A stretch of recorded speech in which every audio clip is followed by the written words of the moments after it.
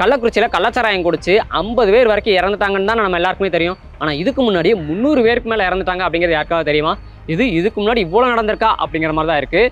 ஏன்னா தமிழ்நாடு உட்பட பல்வேறு மாநிலங்களில் இதுக்கு முன்னாடியே கள்ளச்சாராயம் குடிச்சு ஏகப்பட்ட பேர் இறந்துருக்காங்க. இந்த கள்ளக்குறிச்சி கள்ளச்சாராய மரணத்துக்கு கூட ஒவ்வொருத்தரும் ஒரு காரணம் சொல்லலாம். போலீஸ் தான் காரணம், அரசு அதிகாரிகள் தான் காரணம், கவர்மெண்ட் தான் காரணம் அப்படின்னு சொல்லி ஒவ்வொருத்தரும் ஒவ்வொரு காரணம் சொல்லலாம். ஆனால் உண்மையிலேயே இது சம்மந்தமாக போலீஸ்ட்டை நாங்கள் ஃபோன் போட்டு கேட்கும்போது அவங்க ஒன்று சொன்னாங்க. அந்த ஆடியோ ஆதாரமே எங்ககிட்ட இருக்குது. அதை நீங்கள் கேட்டிங்கன்னா பொதுமக்கள் கூட இந்த கள்ளச்சாராயத்தை ஒழிக்க முடியும். அது எப்படி அப்படிங்கிறத பற்றியும், இந்த கள்ளக்குறிச்சி கள்ளச்சாராய மரணத்தை ஒட்டி தமிழ்நாட்டில் இனி பூரண மதுவிலக்கு கொண்டு வர முடியுமா முடியாதா அப்படிங்கிறத பற்றியும், உண்மையிலே இதுக்கு யார் காரணம் அப்படிங்கிறத பற்றியும் ஒவ்வொன்றா இப்போ பார்த்துடலாம். இந்த கள்ளச்சாராய கேஸை பொறுத்த வரைக்கும் இந்த கேஸெல்லாம் விசாரிக்கிறது, அதை பிடிக்கிறது, இது எல்லாமே நார்மல் போலீஸ் கிடையாது. இதுக்குன்னே தனி பிரிவு உருவாக்கி வச்சிருக்காங்க. அவங்கள வந்து மதுவிலக்கு அமலாக்க பிரிவு அப்படின்னு சொல்லுவாங்க. இந்த மதுவிலக்கு அமலாக்க பிரிவு அப்படிங்கிறவங்க மதுவிலக்கு ஆயத்தீர்வை துறை அப்படின்னு சொல்லி ஒரு துறை இருக்கு தமிழ்நாட்டில். அதுக்குன்னு கீழே ஒரு மினிஸ்டர் இருக்காங்க. அந்த மினிஸ்டர் தலைமையில தான் இயங்கக்கூடிய ஒரு துறை தான் இது. எதனால இந்த மதுவிலக்கு சம்பந்தமாவே ஒரு துறை கொண்டு வந்தாங்கன்னா, இந்திய அரசியலமைப்பு சட்டத்தில் சரத்து 47 ஒரு விஷயம் சொல்லியிருக்காங்க. என்னன்னா மதுவிலக்கு சம்பந்தமா, அதாவது பூரண மதுவிலக்கு சம்பந்தமா சொல்லியிருக்காங்க.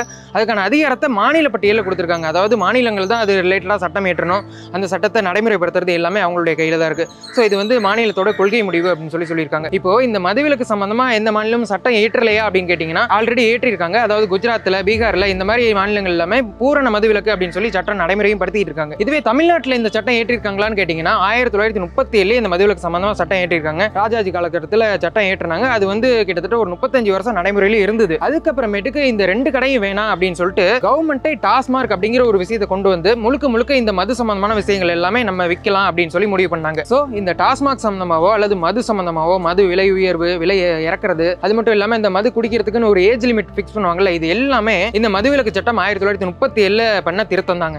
இப்போ இந்த 1937 மதுவிலக்கு சட்டத்தின் அடிப்படையில் தான் தமிழ்நாட்டில் அந்த இதுக்குன்னே ஒரு துறை, மதுவிலக்கு ஆயத்தீர்வை துறை அப்படின்னு சொல்லி ஒரு துறை உருவாக்குனாங்க.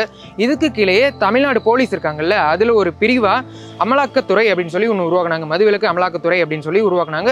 அவங்க வந்து என்ன பண்ணுவாங்கன்னா, இந்த கள்ளச்சாராயம் காய்ச்சறவங்க, கள்ளச்சாராயத்தை விற்கிறவங்க, இவங்க எல்லாமே பிடிக்கிறது. அது மட்டும் இல்லாமல் வெளி மாநிலங்கள்லேருந்து, இப்போ பாண்டிச்சேரியிலேருந்து, பெங்களூர்லேருந்துலாம் மது பாட்டில்கள் கொண்டு வருவாங்கல்ல, அதெல்லாமே பிடிக்கிறது எல்லாமே இவங்களோட வேலையாக தான் இருந்துகிட்டு இருக்கு. அது மட்டும் இல்லாமல் இப்போ உங்கள் பகுதியில் கள்ளச்சாராயம் காய்ச்சறாங்க, கள்ளச்சாராயம் விற்கிறாங்க, அது மட்டும் இல்லாமல் சட்டவிரோதமாக மது பொருட்களை விற்கிறாங்க அப்படின்னா அதுக்கு நீங்கள் கம்ப்ளைண்ட் பண்ணுறதுக்கு டோல் ஃப்ரீ நம்பர் கொடுத்துருக்காங்க. நாங்களும் அதுக்கு கம்ப்ளைண்ட் பண்ணியும் பார்த்துருக்கோம். சார், இது complaint number for TASMAC and கள்ளச்சாராயம். எந்த district sir? Just for verification sir. என்ன வெரிஃபிகேஷனு? இந்த கம்ப்ளைண்ட் நம்பர் எதுக்காக அப்படிங்கிறதுக்காக ஜஸ்ட் வெரிஃபிகேஷனுக்காக. இது வந்து மது விலக்கு சம்மந்தப்பட்ட இது சம்மந்தமாக கம்ப்ளைண்ட் பண்ணலாம். கள்ளச்சாராயம் பதுக்கி வச்சிருக்காங்க, விற்கிறாங்க அப்படின்னா, சட்டவிரோதம் மது விற்பனை பண்ணுறாங்கன்னா கம்ப்ளைண்ட் பண்ணிக்கலாமா சார்? கண்டிப்பாக ஓகே நடவடிக்கை எடுக்கப்படும். கம்ப்ளைண்ட் பண்ணுறவங்களுக்கு எதுவும் கம்ப்ளைண்ட் பண்ணுறவங்க பேரும் நம்பரும் வெளியில் இன்ஃபார்ம் சொல்ல மாட்டோம்.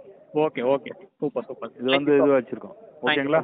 இந்த நம்பருக்கு நீங்கள் கால் பண்ணும்போது உடனே எடுக்கிறதுக்கு வாய்ப்பு இருக்குது. அப்படி இல்லைனா ஒரு 2-3 தடவை ட்ரை பண்ணி பாருங்க. ஏன்னா நாங்கள் கால் பண்ணும்போது ஒரு 2-3 தடவை ட்ரை பண்ணும்போது தான் அட்டன் பண்ணாங்க. நாங்களும் அதுக்கான விளக்கத்தை கேட்டோம். கள்ளச்சாராய பிரச்சனை மட்டும் இல்லைங்க, தமிழ்நாட்டில் டாஸ்மார்க் பிரச்சனையும் நிறைய இருந்துட்டு தான் இருக்குது. இப்போ இந்த டாஸ்மார்க்கை மூடணும் அப்படின்னா என்ன பண்ணணும்னா, 1937 ஒரு சட்டம் ஏற்றினாங்கன்னு சொன்னேன்ல, அந்த சட்டத்தில் தான் திருத்தம் பண்ணுற மாதிரி இருக்கும். இப்போ கோர்ட்டில் போய் கேஸ் போடும்போது, அதாவது டாஸ்மார்க் எங்களுக்கு வேணாம் அப்படின்னு சொல்லி கோர்ட்டில் போய் கேஸ் போட்டாலுமே இது வந்து மாநிலத்தோட கொள்கை முடிவு, அவங்க சட்டமேற்றி தான் இதை வந்து டாஸ்மார்க் எடுக்க முடியும், நாங்கள் ஒன்றும் பண்ண முடியாது அப்படின்னு சொல்லி கோர்ட்டும் சொல்கிறாங்க. சரிங்க, இப்போ இந்த கள்ளச்சாராயத்தை ஒழிக்கிறத பற்றியும் டாஸ்மார்க் ஒழிக்கிறத பற்றியும் மக்கள் கையில் அதிகாரம் இருக்கா அப்படின்னு கேட்டிங்கன்னா கண்டிப்பாக இருக்குங்க.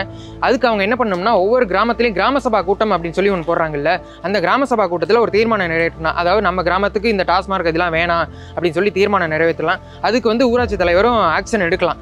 அப்படி அவர் ஆக்ஷன் எடுக்கல அப்படின்னா நம்ம டிஸ்ட்ரிக்ட் கலெக்டர்கிட்ட மனு கொடுக்கலாம். அதுவே இப்போ டிஸ்ட்ரிக்ட் கலெக்டரும் ஆக்ஷன் எடுக்கல அப்படின்னா டைரக்டா சிஎம் செல்லுக்கு நம்ம கால் பண்ணி சொல்லலாம். அது மட்டும் இல்லாமல் அவங்களுக்கே கம்ப்ளைண்டும் பண்ணலாம். ஆக மொத்தத்தில் இந்த டாஸ்மார்க் ஒழிக்கணும் அப்படின்னா கண்டிப்பாக அது தமிழ்நாடு கவர்மெண்ட் கையில் தான் இருக்குது. அவங்க ஒரு சட்டம் ஏற்றி அதை நடைமுறைப்படுத்தினா தான் கண்டிப்பாக இந்த டாஸ்மாக்கையும் கள்ளச்சாராயத்தையும் ஒழிக்க முடியும். இந்த டாஸ்மாக்கையும் கள்ளச்சாராயத்தையும் தமிழ்நாடு முழுக்க ஒழிக்கிறாங்களா இல்லையான்னு நமக்கு தெரியாது. ஆனால் நமக்கான உரிமையை நம்ம தெரிஞ்சுக்கணும். என்னன்னா, நம்ம பசங்க படிக்கிற பள்ளிக்கூடம், அது மட்டும் இல்லாமல் இப்போ கோவில், இந்த மாதிரி வழிபாட்டு தலங்கள், இந்த பகுதியில் டாஸ்மார்க் இருக்கிறதுக்கு ஒரு கண்டிஷன் இருக்கு. 2003 அதுக்கான விதிகள் கொண்டு வந்திருக்காங்க. அதுல என்ன சொல்லியிருக்காங்கன்னா, ஸ்கூலு, கோவில் இந்த பகுதிகளில் சிட்டி பகுதியாக இருந்ததுன்னா 50 மீட்டருக்குள்ள எந்த ஒரு டாஸ்மார்க் இருக்கக்கூடாது.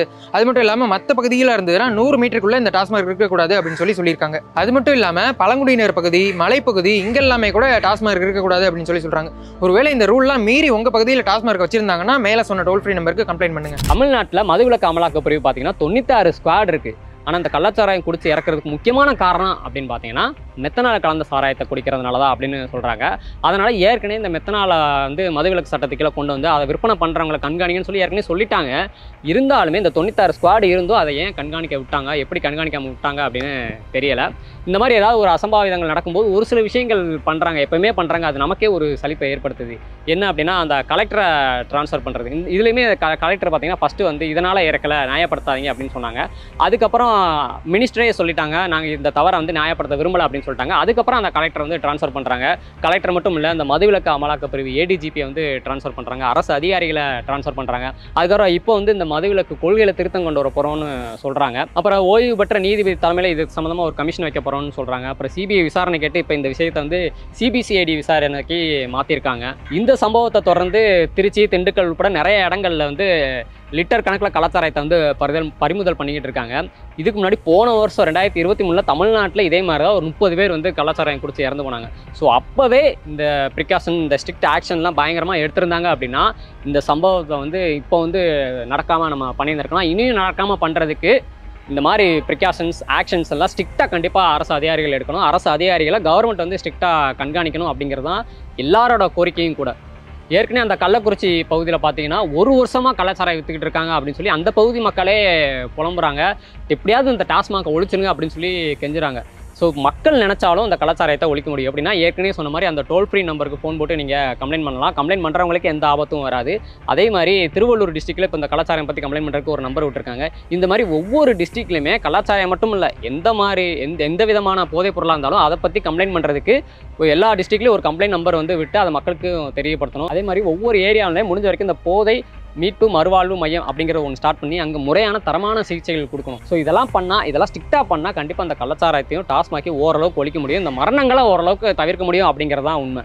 இந்த கலாச்சாரம் குடிச்சு இறந்தவங்களோட குடும்பத்துக்கும் பாதிக்கப்பட்டவங்களோட குடும்பத்துக்கும் எங்களோட ஆழ்ந்த அனுதாபங்களையும் வருத்தங்களையும் தெரிவிச்சுக்கிறோம். இதே மாதிரி அரசாங்கத்துக்கும் காவல்துறைக்கும் எங்களோட கோரிக்கையும் கண்டனங்களையும் நாட்டு நாட்டு சேனல் சார்பாக நாங்கள் தெரிவிச்சுக்கிறோம். ஸோ இந்த கலாச்சாரம் குடிச்சு இறந்து போகிறது சம்மந்தமாக இனியும் எந்த ஒரு மரணங்களும் நடக்கக்கூடாது, அதுக்கு கவர்மெண்ட் என்ன மாதிரியான நடவடிக்கைகள் எடுக்கலாம் அப்படிங்கிறத பற்றி உங்களுக்கு தோன்றதை மறக்காமல் கமெண்ட்டில் சொல்லுங்கள். நன்றி. எவ்வளவு தைரியம் இருந்தால் எங்கள் ஏரியாவிலே வந்து சாராயம் காய்ச்சுவீங்க? கள்ளச்சாராயம் காய்ச்சுற உங்களுக்கு இவ்வளவு கொழுப்பா?